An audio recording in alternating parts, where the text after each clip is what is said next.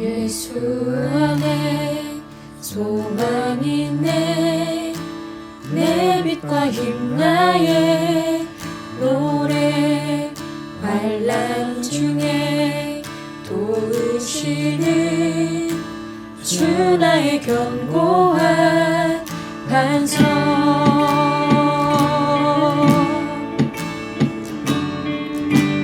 오직 예수 안에 소망이 있네. 예수 안에 소망이 있네.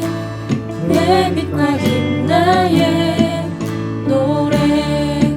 환난 중에 도우시는 주 나의 견고한 반석.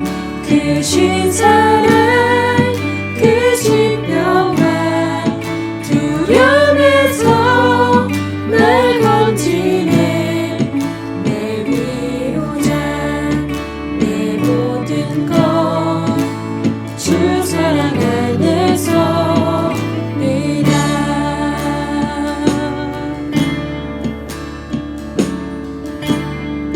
다시 한 번 더 예수 안에 소망이 있네. 예수 안에 소망이 있네. 내 빛과 힘 나의 노래. 환난 중에 도우시는 주 나의 견고한 크신 사랑 크신 평화. 크신 사랑 크신 평화 두려움에서 날 건지네. 내 위로자 내 모든 것 주 사랑 안에서. 다시 한 번 더 크신 사랑 크신 사랑 크신 평화 두려움에서 날 건지네. 내 위로자 내 모든 것 주 사랑 안에서이라.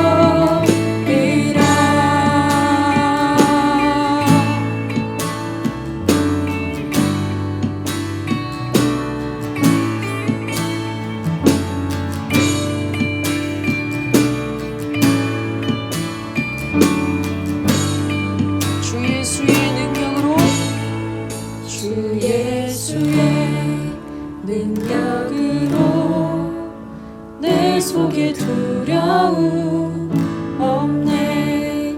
나의 사는 모든 순간 주께서 다스리. 다시 한 번 더. 주 예수의 능력으로 내 속에 두려움 없네.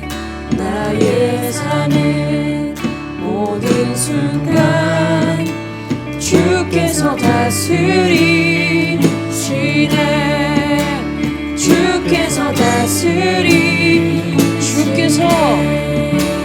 주께서 다스리시네.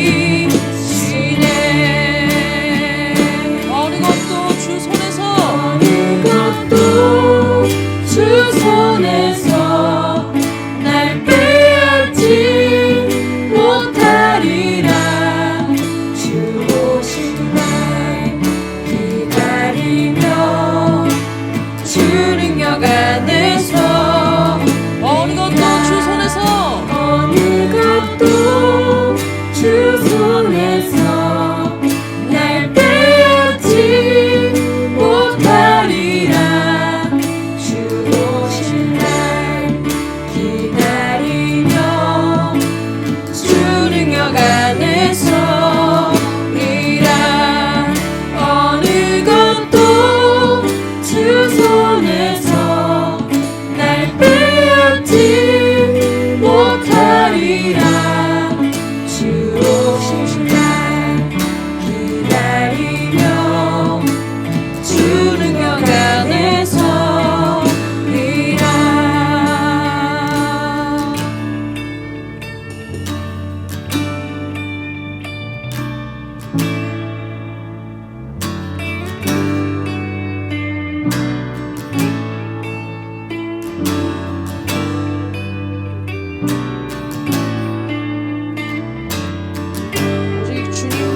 나의 반석입니다. 오직 주님만이 나의 능력, 소망 되십니다. 나의 생명 되신 주님, 이 예배 가운데 좌전하사 우리를 다스리시고 그 은혜를 부어 주옵소서.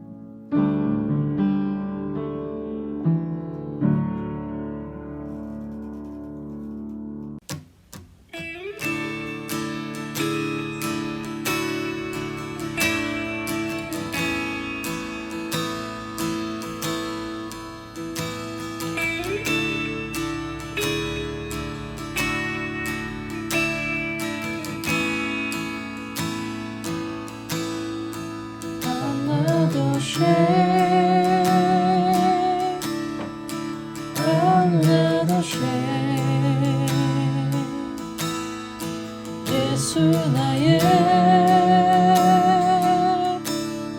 능력 되시네. I'm not afraid. I'm not afraid. 예수 나와 함께 하시네. I'm not ashamed. I'm not ashamed. I'm not ashamed. 예수 나의 능력 되시네. I'm not afraid. I'm not afraid. 예수 나와 함께 하시네.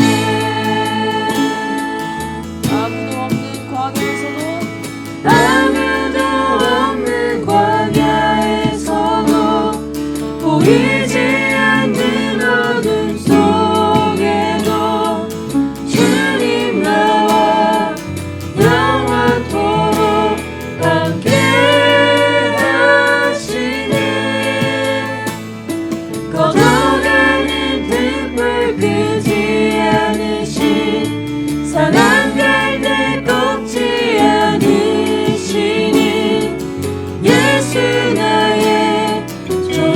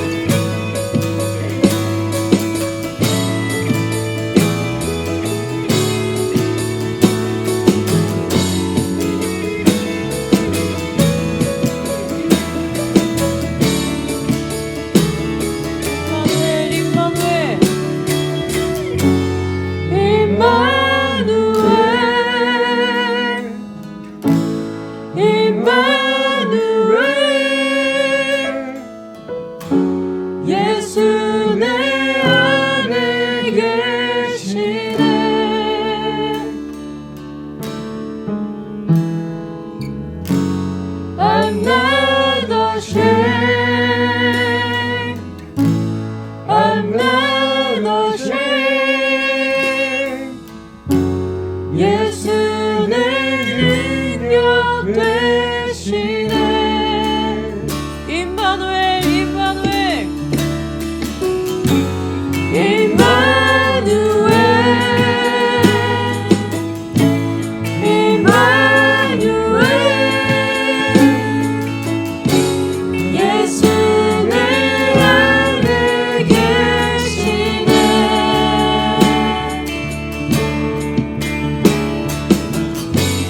I'm not ashamed. I'm not ashamed. 예수 내 능력 되시네. 마지막으로 임마누엘 임마누엘 임마누엘 임마누엘 예수 내 안에 계시네. 아무도 없는 광야에서도 아무도 없는 광야에서도 보이지 않는 어둠 속에도 주님 나와 영원토록 함께 하시네. 거저가는 등불 끄지 않으신 사랑 갈대 꺾지 않으시는 예수 나의 좋으신 주.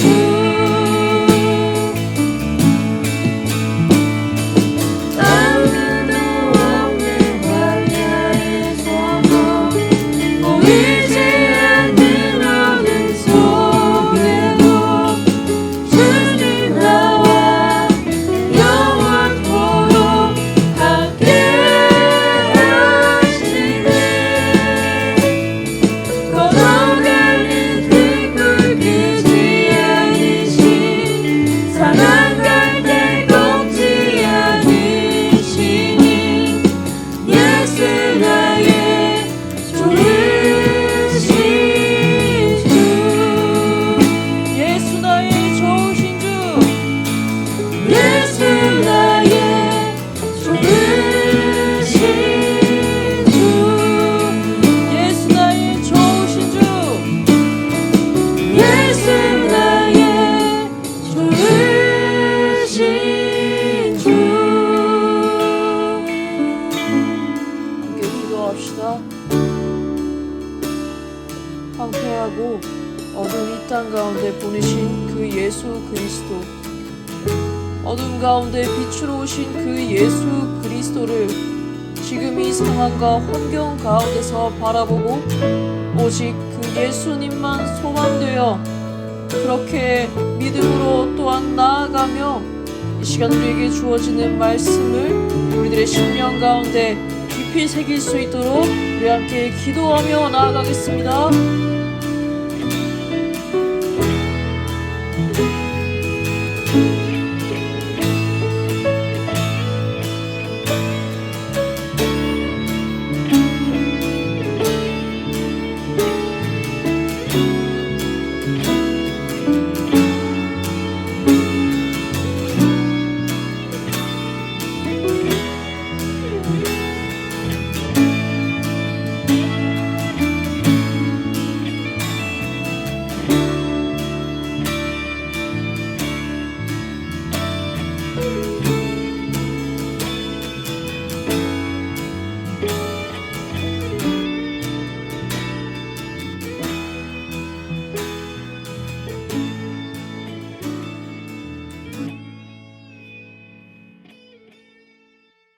기도하겠습니다.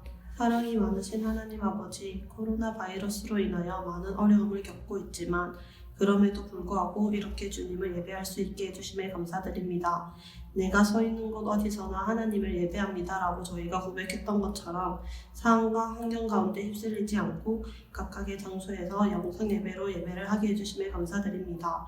오늘 이 시간 가운데에서도 늘 저희와 함께 해주시며 동행해 주실 하나님을 믿습니다.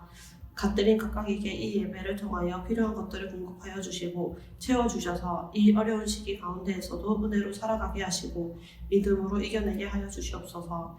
또한 우리 갓들인 공동체가 다시 만나는 그날까지 더욱 주님을 가까이 하여 기도와 말씀으로 무장될 수 있도록 하여 주시고 그동안 잊고 살았던 일상생활의 소중함을 느끼어 더욱 하루하루를 주님 안에서 열심히 살아가는 공동체가 될 수 있도록 하여 주시옵소서. 무엇보다 우리 갓들인 공동체가 더욱 하나님 사랑으로 무장되어 갓들인 가운데 늘 사랑이 가득하게 하여 주시고 서로가 서로에게 하나님 사랑을 전파하고 하나님 사랑을 드러내는 뿜어내는 사랑의 공동체가 되게 하여 주시옵소서. 어서 하루빨리 코로나 바이러스가 회복되게 하시고 저희들의 건강과 안전을 지켜주시옵소서. 늘 저희 갓들인과 함께하여 주실 예수님 이름으로 기도드립니다. 아멘. 다 같이 말씀 찾으시겠습니다. 오늘 우리에게 주실 하나님의 말씀은 열왕기하 15장 1절에서 7절 말씀입니다. 이스라엘 왕 여보로암 제27년에 유다 왕 아마샤의 아들 아사랴가 왕이 되니 그가 왕이 될 때 나이가 16세라 예루살렘에서 52년간 다스리니라. 그의 어머니의 이름은 여골리아와 예루살렘 사람이더라. 아사랴가 그의 아버지 아마샤의 모든 행위대로 여호와 보시기에 정직히 행하였으나 오직 산당은 제거하지 아니하였으므로 백성이 여전히 그 산당에서 제사를 드리며 분향하였고 여호와께서 왕을 치셨으므로 그가 죽는 날까지 나병한 자가 되어 별궁에 거하고 왕자 요담이 왕국을 다스리며 그 땅의 백성을 처리하였더라. 아세라의 남은 사적과 행한 모든 일은 유다 왕 역대의 지략에 기록되지 아니하였느냐. 아사랴가 그의 조상들과 함께 자매 다윗성에 그의 조상들과 함께 장사되고 그의 아들 요담이 대신하여 왕이 되니라. 반복되는 왕의 모습이라는 제목으로 목사님께서 말씀 전하시겠습니다. 샬롬. 또 이렇게 영상으로 만나 뵙게 또 되었네요. 빨리 이 코로나 사태가 끝나고 우리가 또 예배당에서 함께 얼굴을 보고 예배를 드리면 좋겠는데 참 이 상황들이 길어지고 있지만 그러나 또 이 영상으로 우리가 예배를 드리지만 우리의 마음을 다해서 정성을 다해서 우리의 생명을 다해서 드리는 그러한 예배가 되어질 수 있기를 간절히 소망합니다. 오늘 우리가 또 지난 시간에 이어서 열왕기의 말씀을 살펴봅니다. 자, 우리 지난 시간에는 아마샤에 대해서 유다 왕 아마샤에 대해서 살펴보았었죠. 자, 오늘은 그 이후의 부분들을 한번 살펴보도록 하겠습니다. 자, 지난 시간에 일단 아마샤에 있는 내용들, 그 아마샤 왕에 대한 내용들이 열왕기하 14장에 기록되었었는데 자, 그 이후의 이야기를 한번 살펴보도록 하겠습니다.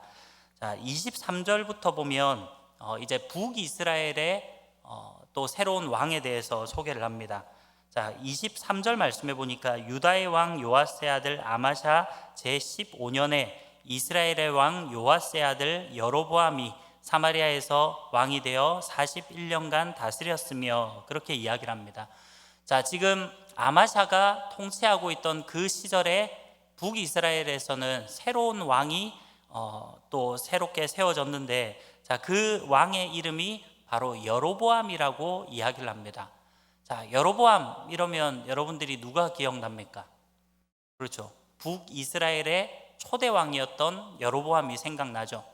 자, 그런데 이 왕의 새로운 북이스라엘의 왕의 이름도 바로 여로보암이었다라는 겁니다.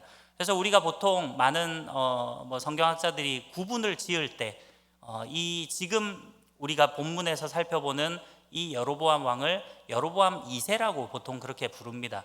그래서 여로보암이라는 이름이 왕이 2명 있었다라는 것을 여러분들이 기억해 놓으시고요.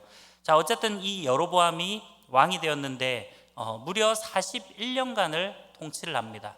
꽤 긴 통치를 했죠.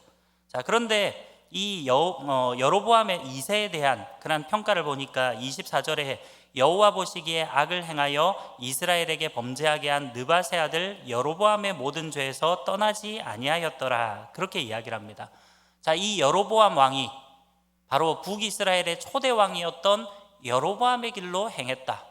여로보암이 여로보암의 길로 행한 뭐 그런 것들을 이야기하는데, 자, 느밧의 아들 여로보암, 이것은 여로보암 1세라고도 말할 수 있고 어쨌든 북이스라엘의 초대 왕이었던 그 여로보암을 이야기합니다. 우리가 지금까지 계속해서 열왕기를 보면서 특히나 북이스라엘의 왕들을 평가할 때 계속해서 반복되는 등장의 표현들입니다. 자, 여로보암의 길로 행했다. 이 말은 여호와의 말씀을 거역하고 반역하고 하나님 앞에 죄를 짓고 또 그런 모습으로 나아갔다라는 것을 이야기하는 것이고요. 자, 25절에 보니까 이스라엘의 하나님 여호와께서 그의 종 가드 헤벨 아밋대의 아들 선지자 요나를 통하여 하신 말씀과 같이 여로보암이 이스라엘 영토를 회복하되 하맛 어기에서부터 아라바 바다까지 하였으니 이는 여호와께서 이스라엘의 고난이 심하여 매인자도 없고 노인자도 없고 이스라엘을 도울 자도 없음을 보셨고 여호와께서 또 이스라엘의 이름을 천하에서 없이 하겠다고도 아니하셨으므로 요아스의 아들 여로보암의 손으로 구원하심이었더라. 그렇게 이야기를 합니다. 자, 지금 25절부터 27절의 말씀을 보니까 우리 잘 아는 선지자의 이름이 한 명 등장합니다. 누굽니까? 자, 아밋대의 아들 요나라고 이야기를 해요. 자, 이 아밋대의 아들 요나라는 선지자는 우리가 잘 아는 선지자, 바로 그 요나 선지자가 맞습니다. 자, 요나 선지자는 우리가 어떤 걸로 기억을 합니까? 특별히 소선지서에 보면 요나서가 있죠. 이 요나서에 보면 요나는 하나님께서 니느웨로 가라 라는 그 명령을 했는데 그 하나님의 명령을 거역하고 오히려 이 니느웨와 반대 방향이었던 다시스로 그렇게 배를 타고 도망을 치려 합니다.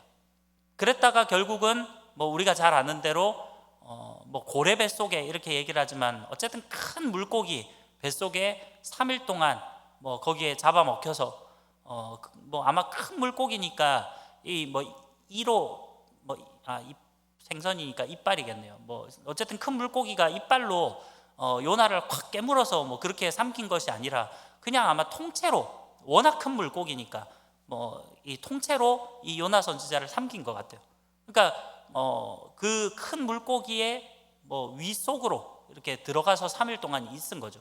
그런데 결국은 나중에 그 큰 물고기가 오히려 육지 쪽으로 와서 이 요나 선지자를 3일 후에 토해냅니다.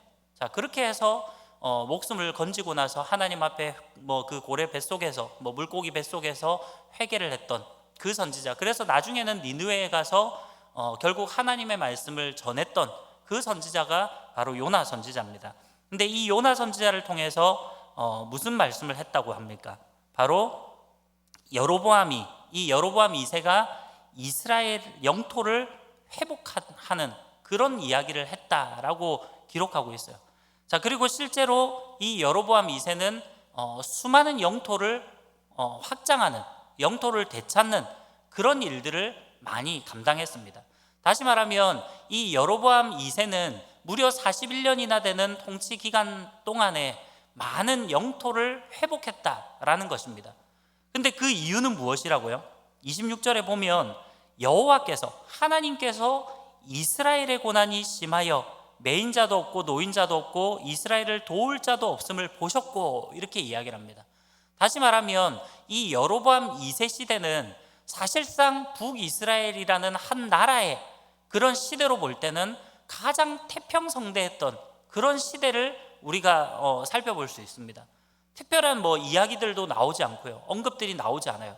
어쨌든 많은 영토를 회복했고 또 한 왕이 41년 동안 통치했다는 말은 그만큼 왕권도 강화되었겠지만 그만큼 정치적으로도 안정됐고 사회가 안정되었다라는 의미가 되겠죠. 다시 말하면 이 여로보암 2세 시절이 북이스라엘의 제2의 중흥기라고 말하는 그런 시절이었습니다. 그러다 보니까 백성들은 오히려 여로보암 2세 때 살만했다라는 거예요. 우리나라가 이제 좀 그래도 주변국들 사이에서도 어느 정도 이제 좀 강대국이 되었구나 라고 느낄 수 있을 만큼의, 오히려 외적으로 볼 때는 잘된 그런 시기라는 겁니다. 근데 그 이유는 뭐냐면 하나님께서 도우셨다라는 거예요. 자, 그런데 27절에 보면 여호와께서 또 이스라엘의 이름을 천하에서 없이 하겠다고도 아니하셨으므로 요아스의 아들 여로보암의 손으로 구원하심이었더라. 그렇게 이야기를 하죠. 자, 결국은 하나님께서 아직까지는 북이스라엘을 멸망시킬 그 때가 안 됐다라는 거예요. 그래서 하나님은 이 여로보암 2세를 통해서 이스라엘을 구원하셨다. 이 말은 최종적인 구원을 선포하신다라기보다는 그 여로보암 2세를 통해서 이 이스라엘이라는 나라가 그래도 강성하고 부강한 나라가 될 수 있도록 하나님께서 복을 부어주셨다라는 의미로 보는 것입니다. 자, 그러면 우리가 지난번에도 한번 제가 말씀을 드린 적이 있지만 결국은 오늘 이 말씀을 통해서 우리가 생각할 수 있는 것, 깨달을 수 있는 것은 무엇입니까? 그것은 하나님께서 악한 자들을 도구로 쓰실 수도 있다라는 거예요. 글쎄, 우리가 생각할 때는 참 이해가 안 가죠. 아니, 왜 굳이 하나님께서 좀 뭔가 사용하시려면 좀 깨끗한 사람, 준비된 사람, 뭔가 그런 사람들을 우리가 사용할 것 같은데 때로는 하나님께서는 악인을 통해서도 역사하시더라는 거예요. 이것은 하나님께서 악하신 분이라는 뜻은 절대 아닙니다. 오히려 하나님은 전능하시고 하나님은 그 모든 것을 초월하시는 분이시다라는 것을 의미하는 것입니다. 비록 이 여로보암 2세는 여로보암 1세의 길로 걸어갔습니다. 다시 말하면 하나님 보시기에, 여호와 보시기에 악한 삶을 살았다는 거예요. 그럼에도 불구하고 하나님은 이 여로보암 2세를 통해서 그 당시 북이스라엘의 나라가 안정될 수 있도록, 그동안 북이스라엘이 많은 나라들에게 또 괴롭힘도 당했잖아요. 그러나 어쨌든 여로보암 2세를 통해서 북이스라엘이 좀 평안할 수 있도록 하나님께서 은혜를 베풀어 주셨다는 것입니다. 그렇다고 해서 이 여로보암 2세가 하나님 앞에 도구로 쓰임받았다고 해서 결코 이 여로보암 2세가 구원받았다라든지 하나님의 사람으로 그렇게 볼 수는 없다라는 거죠. 하나님은 앗수르를 사용해서 그 이방 나라였던, 그 악한 나라였던 앗수르를 사용해서, 도구로 사용해서 오히려 북이스라엘을 심판하시기도 하죠. 징계하시기도 합니다. 또 바벨론을 도구로 사용하셔서 하나님은 남유다를 또 징계하시기도 해요. 나중에 우리가 보면 포로기 시대 때 보면 하나님께서는 이방 나라의 왕들을 도구로 사용하시기도 합니다. 느부갓네살을 하나님이 도구로 사용하시기도 하고요. 고레스를 하나님께서 도구로 사용하시기도 한다라는 거예요. 그만큼 악인들도 하나님께서는 도구로 쓰실 때가 있다라는 겁니다. 그렇기 때문에 우리가 하나님 앞에 쓰임받는 어떤 도구가 되는 것이 무조건 좋은 것, 선한 것, 그렇게 생각하기보다는 하나님께서는 그 모든 것들을 뛰어넘는 초월하신 분이시다라는 정도로 생각을 하고, 어쨌든 우리는 우리 스스로가 하나님 앞에 정직하고 하나님 앞에 의롭고 하나님 앞에 그래서 쓰임받는 사람들이 되어야 되겠지만, 하나님께서는 때로는 악인들 또한 사용하신다라는 것을 우리가 기억할 수 있기를 간절히 바랍니다. 자, 어쨌든 이 여로보암 2세에 대한 마무리를 보니까 28절에 보면 여로보암의 남은 사적과 모든 행한 일과 쌓아온 업적과 다메섹을 회복한 일과 이전에 유다에 속하였던 하맛을 이스라엘에 돌린 일은 이스라엘 왕 역대지략에 기록되지 아니하였느냐. 자, 결국 이 여로보암 2세의 큰 업적들은 영토를 회복한 그런 업적이었다라는 것을 여기서도 이야기하고 있고요. 자, 마지막 29절에 보면 여로보암이 그의 조상 이스라엘 왕들과 함께 자고 그의 아들 스가랴가 대신하여 왕이 되니라, 그렇게 기록하고 있습니다. 자, 이렇게 우리 여로보암 2세, 북이스라엘의 여로보암 2세에 대해서 잠깐 살펴봤고요. 자, 이제 오늘 본문으로 가서 우리가 열왕기하 이 15장의 말씀, 이곳에서는 15장에서는 남유다의 왕 2명과 그리고 북이스라엘의 무려 5명이나 되는 왕들의 이야기를 이 열왕기하 15장에서 기록하고 있습니다. 근데 그렇게 많은 왕들을 다룬다고 해서 내용이 엄청 많은 것은 아닙니다. 나중에 보시면 알겠지만 북이스라엘의 왕 5명은 정말 짤막짤막하게 그렇게 기록이 되어 있습니다. 그리고 이 시기부터는 이제 여로보암 2세 이후부터는 그의 아들이었던 그 스가랴부터는 이 이스라엘이, 이제 북이스라엘이 점점 쇠퇴기를 겪는 그러한 시기입니다. 자, 그것들은 우리가 다음 시간에 한번 보도록 하고요. 자, 이제 오늘 본문을 한번 보겠습니다. 15장 1절 말씀해 보니까 이스라엘 왕 여로보암 제27년에 유다 왕 아마샤의 아들 아사랴가 왕이 되니 이렇게 이야기를 합니다. 자, 아마샤의 아들 아사랴가 왕이 되었다라고 이야기를 하는데 오늘 이 열왕기에서는 이 아마샤의 아들의 이름을 아사랴로 소개하고 있습니다. 근데 우리가 아사랴 왕 이러면 그렇게 좀 귀에 익숙한 이름은 아닐 겁니다. 그런데 혹시 우시야 왕이란 이름을 들어보셨나요? 네, 이사야 선지자가 선지자로 콜링을 받을 때 그때 우시야라는 왕이 남유다의 왕이 되었을 때입니다. 자, 그런데 이 아사랴가 바로 우시야입니다. 나중에 우리가 병행구절인 역대하에 보면 이 아사랴라는 이름이 아니라 우시야라는 이름으로 기록되어 있습니다. 그리고 나중에 요 뒤에 열왕기하 15장 뒷부분에 북이스라엘의 왕들을 소개할 때에도 이 살롬왕에 대해서 소개를 할 때에는 특별히 13절에 보면 유다왕 우시야라고 그렇게 소개를 하고 있습니다. 자, 어쨌든 아사랴 또는 우시야 같은 이름이라는 것을 여러분들이 기억을 하시고요. 자, 이 아사랴 왕, 우시야 왕에 대해서 오늘 우리가 살펴보는데 특별히 여로보암 제27년에 왕이 되었다라고 이야기를 합니다. 자, 그러면 여로보암 제27년에 왕이 되었다라고 하면 사실은 시간이 꽤 많이 흐른 뒤죠. 적어도 자기 아버지 아마샤가 제15년에 아마샤 15년에 여로보암 2세가 북이스라엘의 왕이 되었잖아요. 그런데 지금 여로보암의 27년에 이 아사랴가 왕이 되었다라고 기록을 합니다.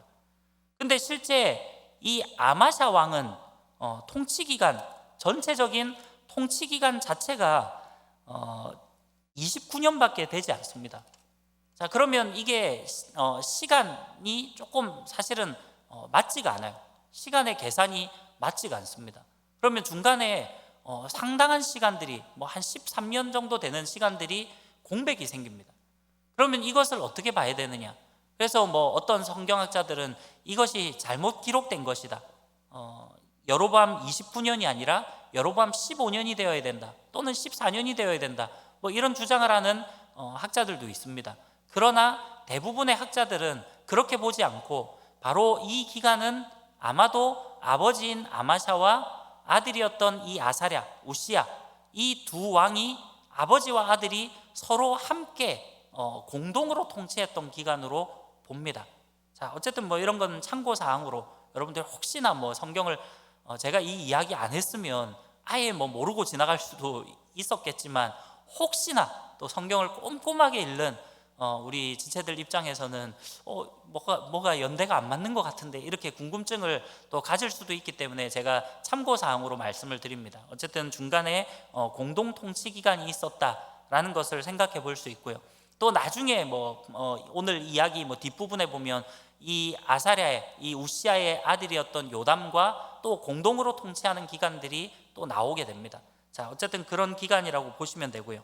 자, 2절에 보니까 그가 왕이 될 때 나이가 16세라 예루살렘에서 52년간 다스리니라. 그의 어머니의 이름은 여골리아라 예루살렘 사람이더라. 그렇게 기록합니다. 자, 2절 말씀해 보니까 일단 특이점은 52년간 통치를 했다라는 거예요. 자, 52년이면 상당히 긴 기간이죠. 자, 그런데 16살 때 왕이 되었기 때문에 일단은 52년 동안 다스렸다. 네, 꽤 긴 시간이지만 사실은 혼자 단독적인 통치 기간은 그렇게 많이 길지는 않습니다. 왜냐하면 앞에는 자기 아버지 아마샤와 공동 통치를 했던 기간들이 꽤 길고요. 또 나중에 자기 아들 요담과 공동 통치를 했던 기간들이 있습니다. 자, 그래서 어쨌든 공동 통치까지 다 합치게 됐을 때는 총 52년입니다. 남유다 왕들 중에 두 번째로 나중에 이제 그 뒤에 보면 므낫세라는 왕이 나오는데 이 므낫세 왕이 55년을 통치하거든요. 그 왕에 이어서 두 번째로 긴 통치 기간을 가진 왕이 바로 이 아사랴, 바로 우시야 왕입니다. 자, 어쨌든 52년을 통치했고요. 또 어머니의 이름이 소개되어 있습니다. 자, 어머니의 이름이 여골리아이다라고 그렇게 소개가 되어 있는데요. 이 여골리아라는 이름의 뜻은 하나님이 하신다, 하나님이 지배하신다 라는 그런 의미를 갖고 있습니다. 자, 지난 시간에도 이야기했지만 어쨌든 어머니의 이름으로 볼 때는 이 어머니도 신앙의 가정에서 자랐을 가능성이 아주 큽니다. 자, 그렇기 때문에 이 어머니의 영향을 받았을 가능성이, 신앙적인 영향을 받았을 가능성이 크다라는 거죠. 자, 그래서 3절 말씀해 보니까 아사랴가 그의 아버지 아마샤의 모든 행위대로 여호와 보시기에 정직히 행하였으나 이렇게 이야기를 합니다. 자, 지난 시간에 우리 아마샤 왕에 대해서 살펴보았으니까요. 지금 거의 비슷한 흡사한 내용들이 나오고 있습니다. 자, 역시나 아버지 아마샤가 행한 대로 정직하게 행하였다라고 성경은 이 아사랴 왕을 평가를 합니다. 자, 그런데 참 찝찝한 게 마지막 말이 어떻게 된다고요? 정직히 행하였다가 아니라 행하였으나라는 겁니다. 자, 이것은 우리가 지난 시간에 그 아버지인 아마샤를 볼 때도 나오지만 결국 4절 말씀해 보니까 그 내용이 나옵니다. 오직 산당은 제거하지 아니하였으므로 백성이 여전히 그 산당에서 제사를 드리며 분향하였고 이렇게 이야기를 합니다. 자, 계속해서 남유다 왕들의 그런 업적을 평가할 때 다윗의 길로 행하였느냐, 아니면 그냥 여호와 보시기에 정직히 행하였느냐, 그리고 산당을 제거했는지 안 했는지, 이런 것들이 계속해서 좀 이 열왕기에 평가되는 부분에서 조금 차이가 나는 그런 부분들이죠. 근데 어쨌든 이 아사랴 왕은 자기 아버지 아마샤 왕과 거의 흡사한 그런 평가를 받고 있다는 겁니다. 자, 그리고 5절 말씀을 보니까 여호와께서 왕을 치셨으므로 그가 죽는 날까지 나병 환자가 되어 별궁에 거하고 왕자 요담이 왕궁을 다스리며 그 땅의 백성을 치리하였더라 이렇게 나오고 있습니다. 자, 갑자기 뜬금없이 이제 3, 4절에서 이 아사랴 왕에 대해서 평가를 내린 이후에 뜬금없이 5절에 여호와께서 왕을 치셨다라고 나옵니다. 왜 치셨는지 아무런 이유가 나오지 않습니다. 이 열왕기의 저자는 그저 여호와 하나님께서 이 아사랴 왕을 치셨다라는 표현을 쓰면서 그가 죽는 날까지 나병 환자가 되었다, 다시 말하면 나병이 들었다라는 겁니다. 죽는 날까지 나병이 들어서 그렇게 나병 환자로서 결국 죽음을 맞이했다라는 이야기죠. 그래서 별궁에 거했다라는 이야기를 하고요. 그리고 그 아들 왕자였던 요담이 왕궁을 다스리고 그 땅의 백성을 치리하였다. 이 말이 무슨 말입니까? 아들이 대신해서 왕을 하고 이 아버지는 별궁에 거하면서, 그렇다고 뭐 왕은 그 당시에 왕은 뭐 계속해서 왕을 했기 때문에 뭐 물론 이제 우리나라 조선 시대나 뭐 이런 경우에는 선위라고 하죠.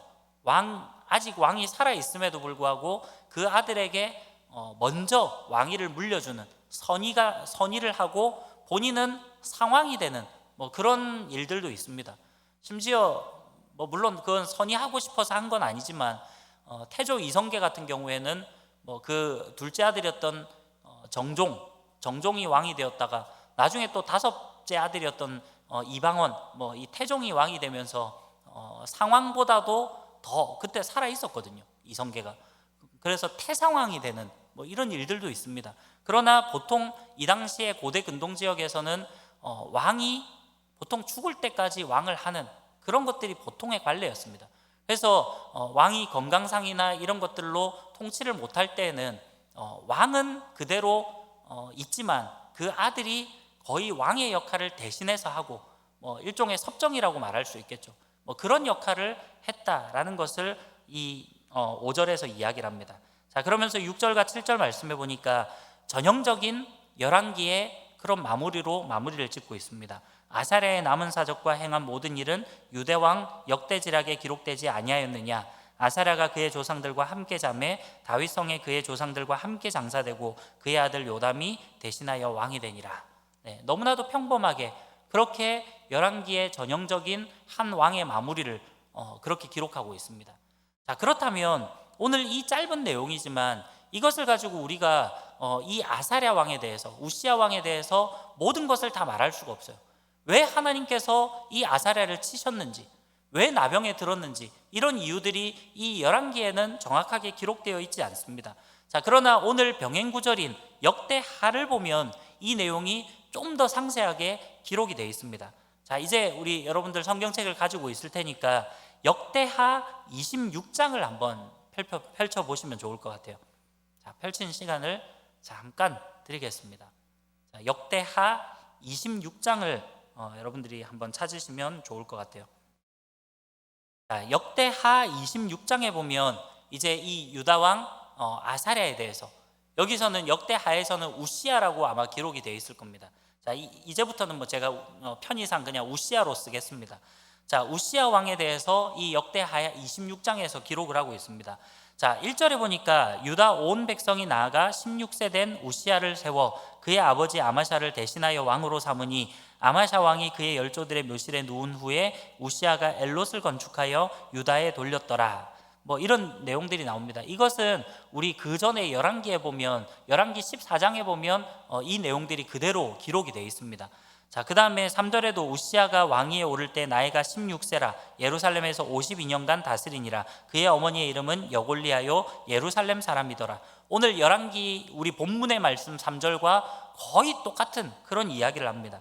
자, 4절에 보니까 우시야가 그의 아버지 아마샤의 모든 행위대로 여호와 보시기에 정직하게 행하며 하나님의 묵시를 밝히 하는 스가랴가 사는 날에 하나님을 찾았고 그가 여호와를 찾을 동안에는 하나님이 형통하게 하셨더라. 그렇게 기록합니다.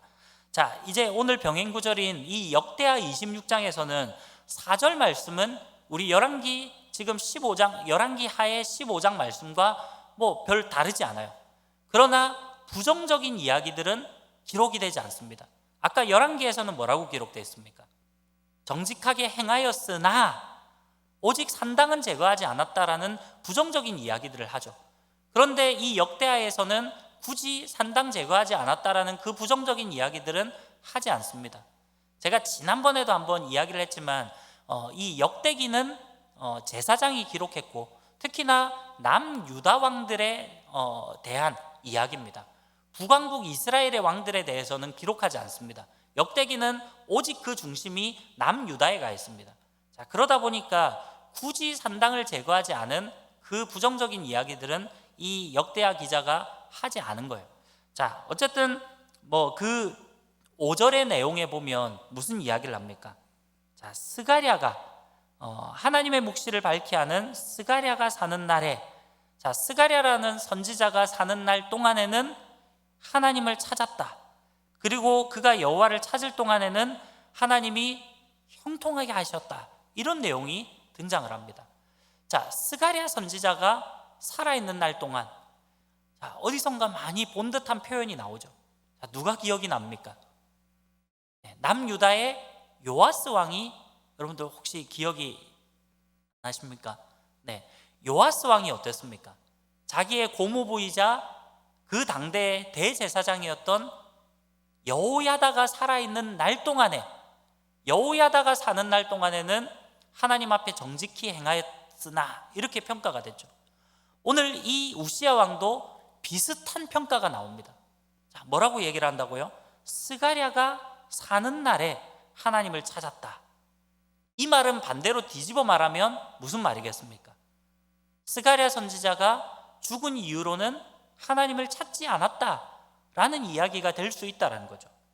자, 어쨌든 뭐 이 5절 말씀을 보면 스가랴가 사는 날 동안에는 이 우시야 왕이 하나님을 찾았다라고 이야기를 합니다. 그리고 그가 여호와를 찾을 동안에는 하나님이 형통하게 하셨다. 이 우시야 왕을 하나님께서 형통케 하셨다. 잘 되게 하셨고 복을 주셨다라는 그런 이야기를 하고 있습니다. 자, 그러면서 6절 말씀해 보니까 우시야가 나가서 블레셋 사람들과 싸우고 가드 성벽과 야브네 성벽과 아스돗 성벽을 헐고 아스돗 땅과 블레셋 사람들 가운데 성읍들을 건축하매 하나님이 그를 도우사 블레셋 사람들과 구르발에 거주하는 아라비아 사람들과 마온 사람들을 치게 하신지라. 자, 지금 6절과 7절에서는 무슨 이야기를 하냐면 이 우시야 왕이 블레셋과 전쟁을 치러서 이겼다라는 거예요. 자, 결국은 5절 말씀에서 지금 스가랴가 사는 날에는 하나님을 찾았다. 그리고 하나님을 찾는 동안에는 하나님께서 형통하게 하셨다. 여기에 대한 내용들을 지금 보여주고 있는 겁니다. 다시 말하면 하나님이 형통케 하셨기 때문에 이 우시야 왕이 바로 블레셋과의 싸움에서 이길 수 있었다는 거예요. 자, 그리고 또 8절에는 보니까 암몬 사람들이 우시아에게 조공을 바치매 우시아가 매우 강성하여 이름이 애굽 변방까지 퍼졌더라. 우시아가 얼마나 하나님의 복을 많이 받았으면 하나님께서 이 우시아를 강성하게 하시니까 블레셋과의 전쟁에서도 이기고 또 암몬 사람들이 지금 조공을 바쳤다라고 이야기를 합니다. 조공을 바쳤다라는 것은 섬겼다라는 거죠. 어쨌든 이 우시아 왕은 그 당대 애국까지도, 그 애국 변방까지도 자기 이름이 퍼질 만큼, 다시 말하면 주변 나라의 사람들도 야, 저 남유다의 왕 우시아 왕, 와, 저 왕 대단한 왕이야, 저 왕 진짜 강력한 왕이야, 이렇게 말할 정도로 소문이 퍼졌다라는 거예요. 자, 그 정도로 하나님께 복을 받았던 사람이 바로 우시아 왕이라는 겁니다. 자, 9절 보니까 우시아가 예루살렘에서 성 모퉁이 문과 골짜기 문과 성구비에 망대를 세워 견고하게 하고 또 광야에 망대를 세우고 물 웅덩이를 많이 파고 고원과 평지에 가축을 많이 길렀으며 또 여러 산과 좋은 밭에 농부와 포도원을 다스린 자들을 두었으니 농사를 좋아함이었더라. 그렇게 이야기를 합니다. 자, 9절에서는 지금 성을 튼튼하게 그렇게 망대를 세우고 아주 성이 이렇게 튼튼하게 견고하게 되는 그런 내용들을 이야기하고요. 10절에서는 또 광야에다가도 망대를 세우고 심지어는 물 웅덩이를 많이 팠다. 이 당시에 우물들이 많았고 물이 풍성했다라는 거예요. 지금도 그렇지만 여러분 이스라엘이라든지 중동 지역, 지금 그 유대 땅이라든지 이런 데 과연 물이 많을까요? 우리나라도 물 부족 국가라고 이야기를 하는데 지금 이 중동 지역에 무슨 물이 많겠습니까? 근데 이 당시에 물 웅덩이를 그만큼 많이 팠다, 이 말은 물을 풍성히 얻었다라는 거죠. 어쨌든 지금도 그렇지만 물이 없으면 우리 사람들은 살 수가 없습니다. 근데 이 우시아 왕 시절에는 물이 풍성했다라는 거예요. 그러니까 얼마나 살기가 좋았겠습니까? 거기에다가 또 농사를 많이 지었대요. 이 우시아 왕이 농사 짓는 일도 아주 좋아했다라고 합니다. 우리나라 세종대왕이 세종대왕 시절이 어쨌든 우리나라는 그래도 나라가 참 강성했다라고 말할 수 있을 텐데 어쨌든 이 세종대왕이 농사를 상당히 좋아했다라고 그러죠. 그래서 직접적으로 농사하는 것들을 이렇게 연구하고 그런 책도 냈잖아요.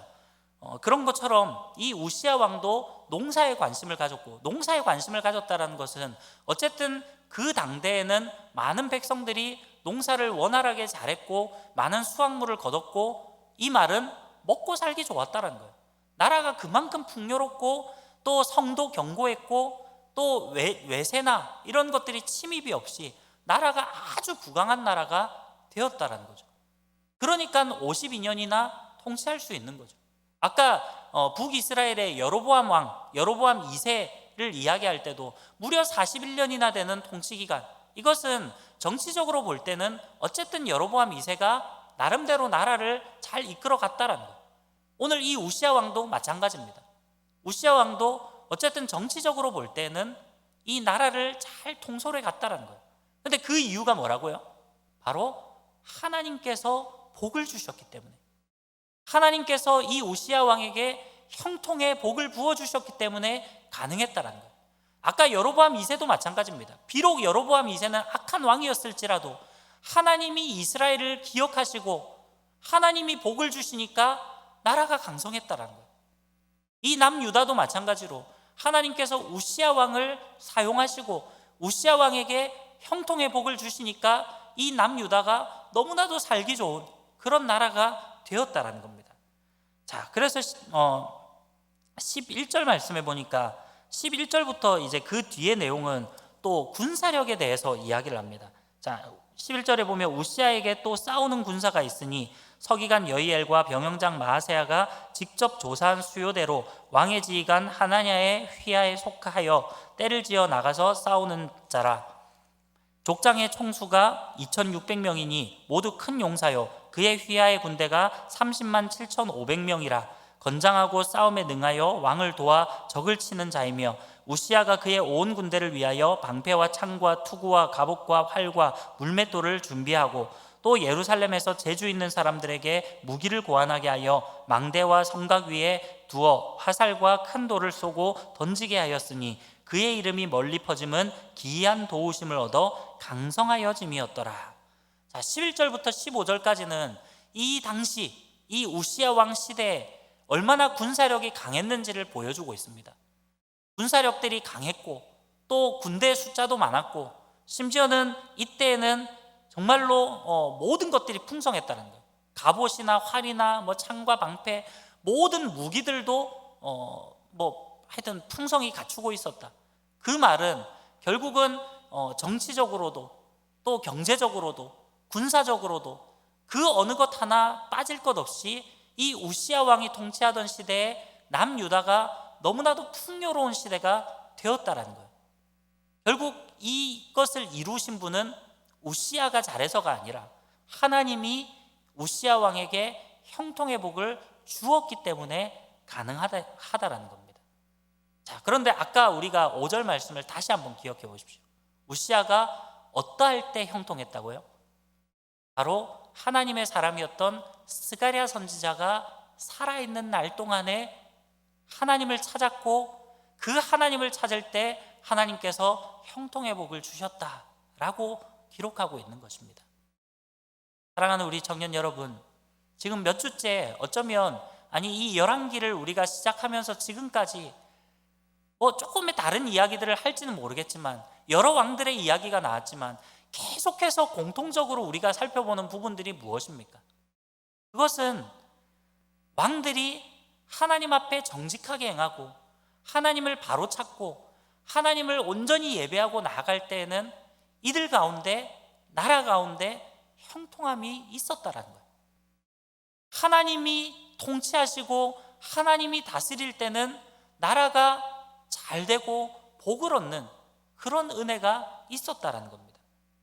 그러나 반면에 하나님을 온전히 찾지 못할 때에는 어떻습니까? 결국은 나라가 어려움 가운데 처하고 나라가 기울게 되고 또 여러 가지 환난을 당하는 그러한 내용들이 계속해서 이 열왕기에서 반복되고 있다라는 거예요. 자, 계속해서 보면 이제 아까 우리 열왕기의 하에서 우리 오늘 본문 열왕기하 15장에서 이야기하는 왜 하나님께서 이 우시야 왕을 치셨는지 그리고 왜 나병 환자가 되었는지 그런 내용들이 소개가 되어 있습니다. 자, 16절을 보니까 그가 강성하여짐에 그의 마음이 교만하여 악을 행하여 그의 하나님 여호와께 범죄하되 곧 여호와의 성전에 들어가서 향단에 분향하려 한지라 그렇게 이야기를 합니다. 자, 결국은 이 우시야 왕이 하나님의 그런 징계를 당한 큰 이유를 보면 결국 교만함이었다는 거예요. 지난 시간의 말씀을 기억하시죠? 이 우시야 왕의 아버지 바로 아마샤 왕도 마찬가지였습니다. 하나님께서 복을 주실 때 결국 이 아마샤 왕이 교만함으로 나아가니까 하나님께서 그를 결국 치셨다라는 거예요. 근데 오늘 이 아들인 아사랴 왕, 우시야 왕도 마찬가지라는 거예요. 결국은 나라가 잘 되고 나라가 부강하고 뭔가 안정적으로 되니까 이제 좀 살만하니까 이 우시야 왕이 교만해졌다라는 거예요. 지난 시간에도 제가 말씀드렸지만 잠언 16장 18절에 있는 말씀, 교만은 패망의 선봉이요라고 이야기를 했잖아요. 하나님께서 가장 싫어하시는 것, 미워하시는 것 중에 하나가 바로 교만함이라는 겁니다. 우리가 정말 잘 되었다라고 생각할 때, 뭔가 내가 잘했다라고 생각할 때, 그때가 오히려 우리가 교만함으로 나아가기 쉬운, 범죄하기 쉬운 그런 위기의 순간이 될 수도 있다라는 겁니다. 그런즉 선줄로 생각하는 자는 넘어질까 조심하라. 이것이 성경이 이야기하고 있는 것입니다. 사랑하는 우리 청년 여러분, 여러분들은 지금 나의 삶이 어떻다라고 생각하십니까? 나는 하나님의 은혜를 많이 받고 나는 그래도 지금까지 믿음 생활 잘해왔고 우리 부모님도 신앙생활 잘하고 나는 부유한 가정에서 나름대로 태어났고 지금까지 별 고생하지 않고 그렇게 형통하게 살아왔다. 라는 생각들을 혹시 하는 그런 청년들이 있습니까? 그렇다면 오히려 우리가 그러한 때 하나님 앞에 내가 교만함으로 나가지는 않는지 우리 자신을 돌아볼 수 있는 그러한 시간들이 되었으면 좋겠습니다. 오늘 이 우시야 왕은 결국 하나님께 형통의 복을 받고 나라가 잘 되고 뭔가 부강하고 또 그리고 긴 통치의 기간들을 가지다 보니까 어느새 교만함을 품게 되었다는 거예요. 교만함을 품기 시작하면서 하지 말아야 될 일들을 하게 되었다는 겁니다. 그 하지 말아야 될 일이 무엇입니까?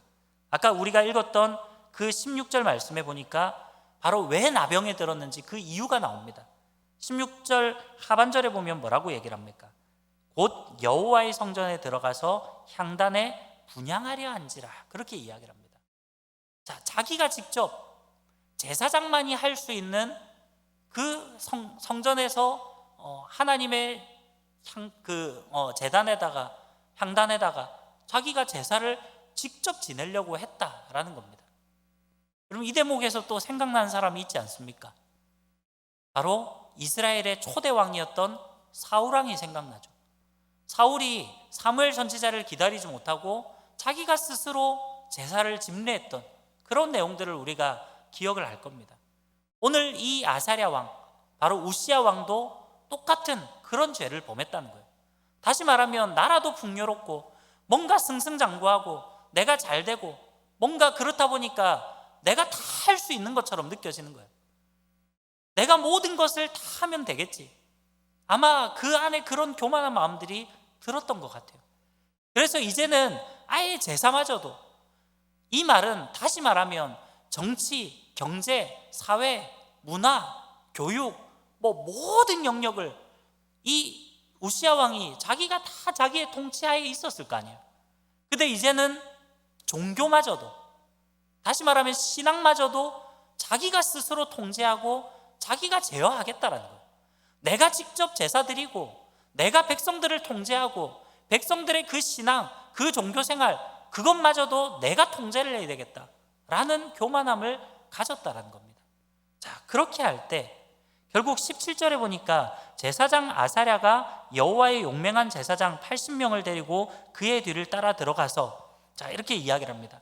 자, 그 당시에 당대의 대제사장의 이름이 공교롭게도 이 우시야 왕의 다른 아까 우리 열왕기에서 봤던 이름 아사랴였죠. 왕의 이름과 이 대제사장의 이름이 똑같습니다. 자, 대제사장의 이름이 아사랴인데 그 대제사장 아사랴가 용맹한 제사장 80명을 데리고 성전으로 들어갔습니다. 자, 여기에 용맹하다라는 것은 유력하다, 집안이 좋고 괜찮다, 그런 의미보다는 아마도 이 왕이 지금 이런 하지 말아야 될 일들을 했을 때 어쨌든 그래도 왕이잖아요. 그래도 왕 앞에서도 전혀 속된 말로 표현하면 쫄지 않고 왕 앞에서도 당당하게 그렇게 직언을 할 수 있는 그런 용맹한 용감한 그런 제사장을 이야기하겠죠. 그런 제사장 80명을 데리고 성전으로 들어갑니다.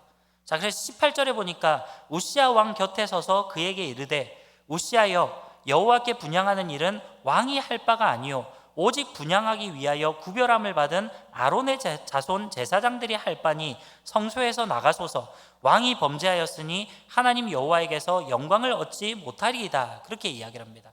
자, 대제사장 아사랴가 80명의 제사장들과 함께 그 성전으로 들어가서 왕에게 이야기를 합니다. 왕이시여, 지금 이 제단에 직접 왕이 제사하는 것은 그것은 옳지 못합니다. 이것은 하나님께서 율법으로 명하신 아론의 자손들, 레위 자손들 중에서도 아론의 직계 자손들만이 할 수 있는 제사장들만이 이 제사를 집례할 수 있습니다. 왕이 하시면 안 됩니다. 왕이여, 나가십시오. 이것으로 인해서 왕이 여호와에게서 영광을 얻지 못할 것입니다. 이렇게 이야기를 합니다. 자, 그러면서 19절 말씀을 보니까 우시야가 손으로 향로를 잡고 분향하려 하다가 화를 내니 그가 제사장에게 화를 낼 때 여호와의 전 안 향단 곁 제사장들 앞에서 그의 이마에 나병이 생긴지라. 그렇게 이야기를 합니다. 자, 대제사장 아사랴가 경고를 분명히 했습니다. 이 우시야 왕에게 왕이여, 그렇게 하시면 안 됩니다. 이것은 오직 제사장들만이 할 수 있는 것입니다. 왕이여 빨리 나가십시오. 왕이 지금 이런 불의를 저지르면 하나님의 영광을 얻지 못할 것입니다. 이 말은 뭐 직접적으로 이야기한다면 하나님의 징계를 받을 수 있습니다. 빨리 나가십시오 라고 직언을 한 거예요. 그런데 이 19절에서 뭐라고요? 우시아는 그 대제사장의 말을 듣지 않습니다. 오히려 화를 냅니다. 네가 뭐라고? 왕인 내가 내 맘대로 하겠다는데 네가 뭐라고 나한테 이렇게 이야기를 하느냐? 그렇게 화를 버럭 낸 거예요. 자, 그랬더니 결국은 이마에 나병이 생겼다라는 것입니다. 이것은 바로 하나님의 징계가 이 우시아 왕에게 임했다라는 것이죠. 그래서 20절 말씀해 보니까 대제사장 아사랴와 모든 제사장이 왕의 이마에 나병이 생겼음을 보고 성전에서 급히 쫓아내고 여호와께서 치심으로 왕도 속히 나가니라, 그렇게 이야기를 합니다. 자, 나병이 든 것을 확인하자마자 이제 대제사장 아사랴가 거기에 있던 80명의 제사장들과 함께 왕을 강제적으로 쫓아냅니다. 그리고 왕도 자기가 이마에 나병이 들었다는 것을 확인하자마자 속히 그 성전에서 나가는 모습을 볼 수 있습니다. 자, 이것은 우리가 율법의 내용들을 잘 또 기억을 해야 될 텐데, 특별히 이 율법에 보면 우리가 기억하는 내용들이 있을 겁니다.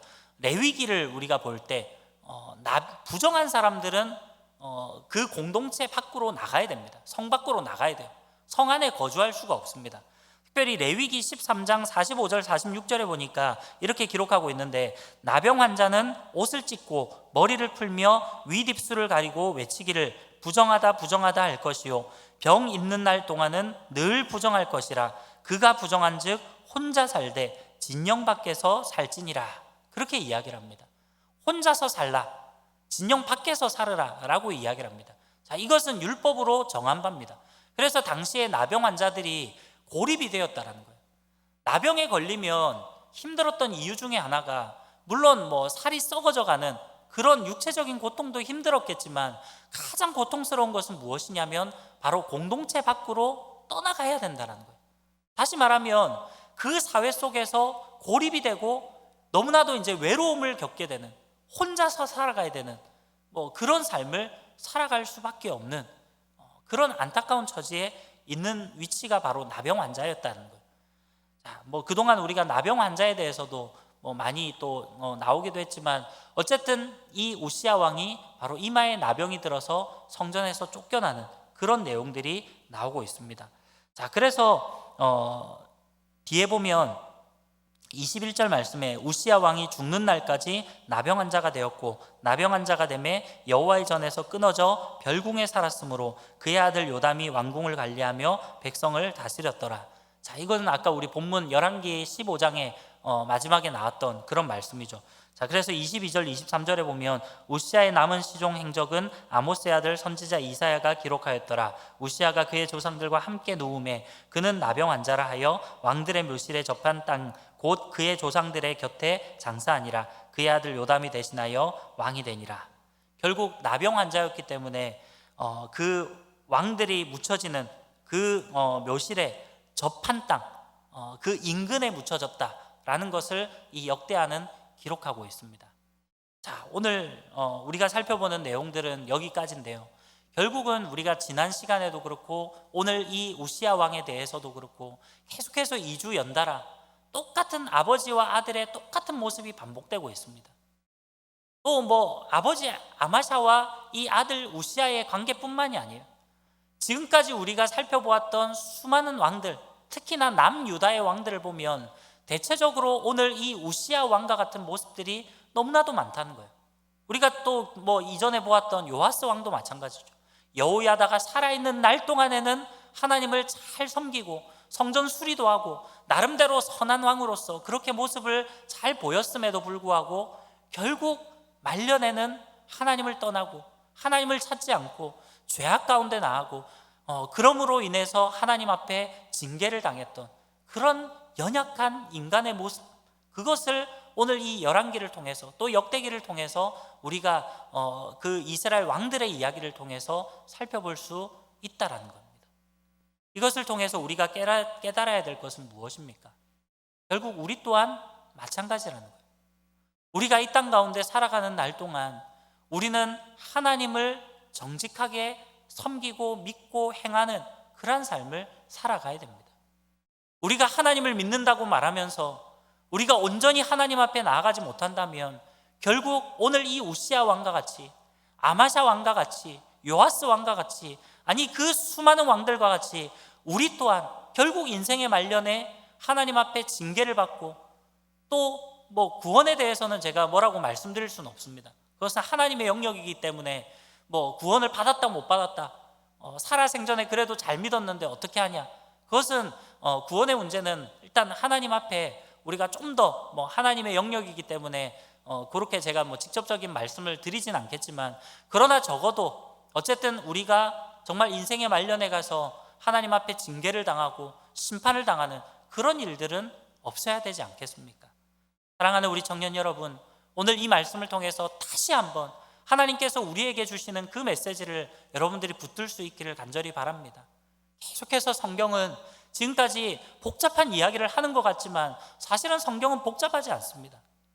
하나님의 말씀대로 행하면 결국 하나님께서 우리에게 복을 주시고 우리가 천국으로 나아가는 것이고요, 하나님의 명령을 어기고 하나님의 말씀을 어기고 죄악 가운데 나아가면 결국 우리는 하나님의 징계를 당하고 결국은 지옥으로 갈 수밖에 없다라는 것을 성경은 이야기하고 있다는 겁니다. 그렇다면 우리가 어떻게 하면 하나님을 잘 믿는 것이겠습니까?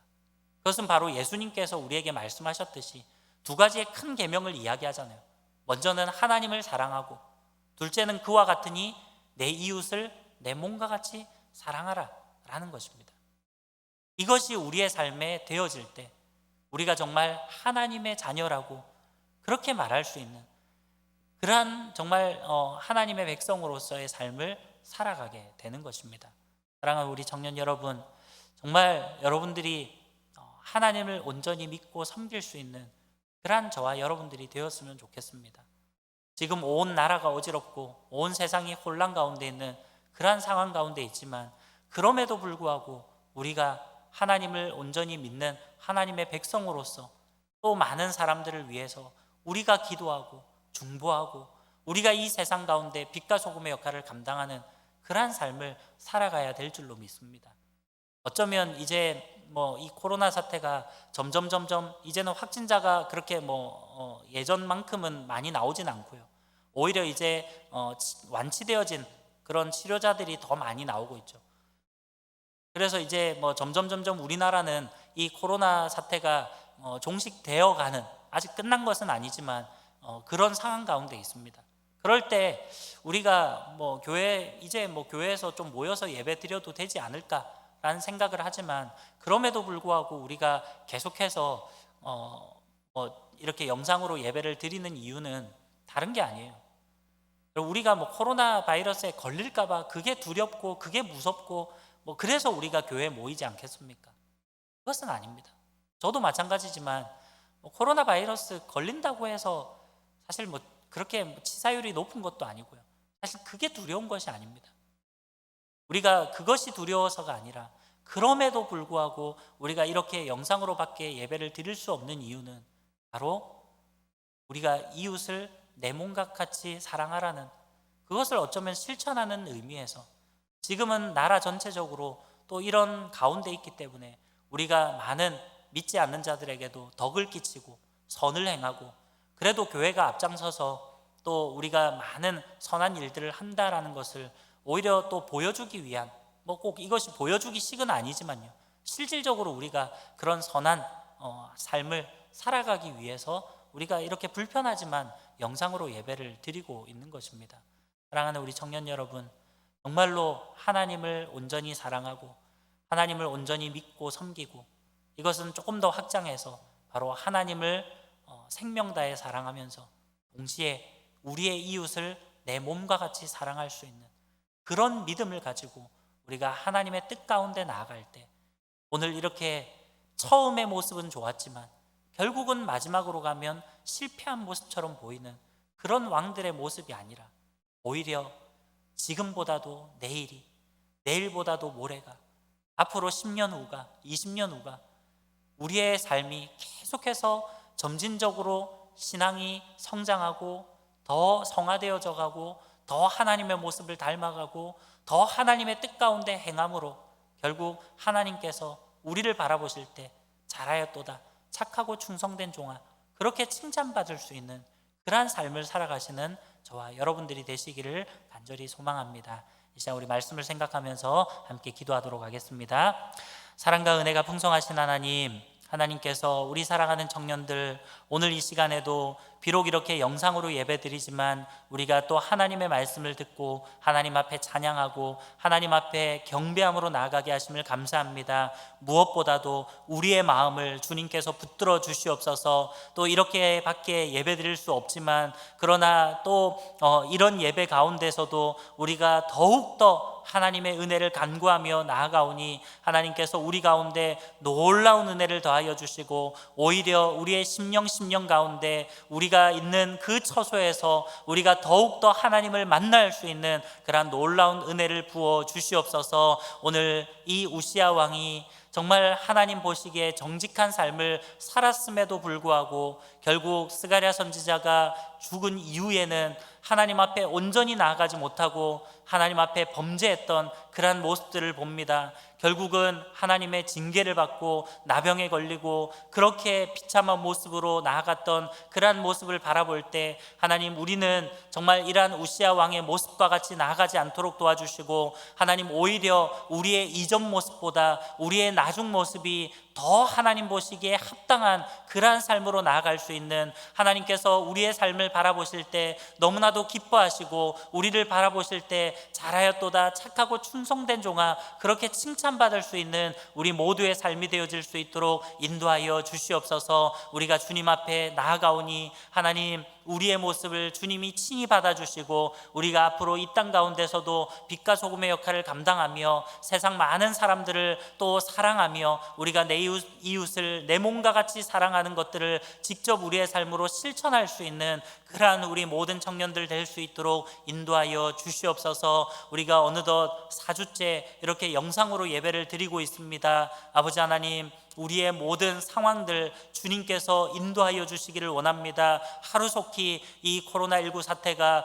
또 종식될 수 있도록 도와주시고 하루속히 우리가 건강한 모습으로 또 예배당에 함께 모여서 예배드릴 수 있도록 주님께서 인도하여 주시옵소서. 무엇보다 우리가 또 영상으로 오랫동안 또 예배를 드리는데 또 그러한 가운데서도 우리가 하나님 앞에 또 귀한 예물을 드릴 줄로 압니다. 하나님께서 특별히 우리 사랑한 청년들이 드리는 그 예물을 기뻐 받아주시고 우리 청년들의 모든 삶 가운데 날마다 좋은 것으로 더욱더 풍성한 것으로 주님 갚아주시고 채워주셔서 날마다 하나님의 그 은혜를 우리의 삶에서 직접적으로 경험할 수 있는 우리 모든 청년들이 될 수 있도록 인도하여 주시옵소서. 오늘 남은 하루도 주님께서 우리와 동행하시고 함께 해주실 것을 믿고 감사드리며 살아계신 예수 그리스도의 이름으로 기도하옵나이다.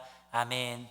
지금은 우리 주 예수 그리스도의 은혜와 하나님 아버지의 무한하신 사랑하심과 성령님의 교통하심과 충만하심이 정말 하나님 보시기에 합당한 삶을 살아가며 늘 하나님 앞에 정직하고 의롭게 행하며 또 하나님을 사랑하는 것뿐만 아니라 이웃을 내 몸과 같이 사랑함으로 정말 하나님을 잘 믿고 섬기기를 소원하는 사랑하는 우리 모든 갓드림 청년들 머리 위에와 나아가는 발걸음 위에 이제로부터 영원토록 함께 있을지어다. 아멘.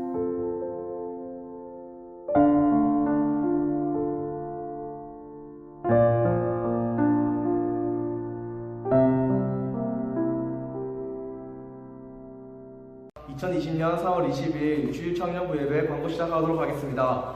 또 이렇게 영상으로 찾아뵙게 되었는데요. 빨리 이 상황이 회복되어서 저희가 교회에서 함께 모여 예배 드릴 수 있으면 좋겠습니다. 오늘 특별한 광고는 없고요. 코로나 조심하시고 손발 깨끗이 씻으시고 마스크 잘 끼고 다니시기 바랍니다.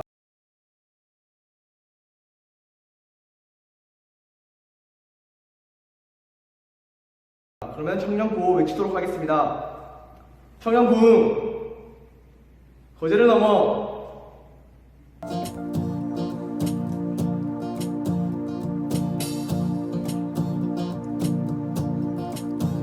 주가 종 통치하시고 다스리시는 나라 주를 향한 찬양이 멈추지 않는 고통과 아픔이 없는 하나님 나라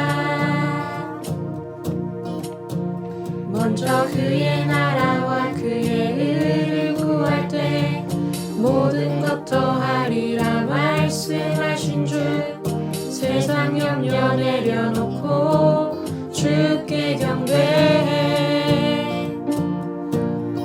만왕의 왕 되신 예수여